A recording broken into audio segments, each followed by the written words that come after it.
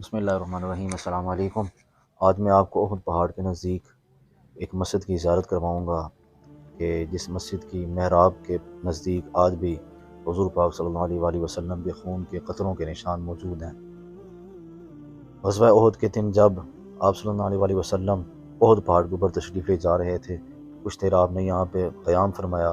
سیدہ فاطمہ الزہرا سلام اللہ علیہا نے آپ کا جو خون ورگ بہہ رہا تھا اس کو روکا اور آپ کی مرہم پٹی آپ نے یہاں پہ فرمائی، اور یہیں پہ آپ نے کچھ دیر قیام کیا اور نوافل ادا فرمائے، یعنی اس حالت میں بھی آپ نے نماز نہیں چھوڑی، نماز ادا کی۔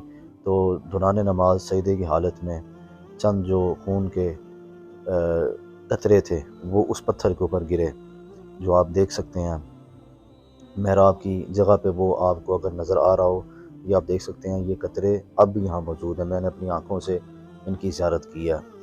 تو رسول اللہ صلی اللہ علیہ وآلہ وسلم نے کچھ دیر یہاں پہ قیام کیا، اور یہ بڑی بابرکت جگہ ہے۔ یہاں پہ پھر مسجد بنائی گئی جسے بعد میں شہید کر دیا گیا، مگر اب سعودی گورنمنٹ دوبارہ اس مسجد کی تعمیر کر رہی ہے، اور انشاءاللہ بہت جلد یہ مسجد دوبارہ بن جائے گی۔ اگر آپ کو یہ ویڈیو پسند ہے اس کو لائک کریں اور کمنٹ میں اپنی رائے کا اظہار ضرور دیں۔ السلام علیکم ورحمۃ اللہ۔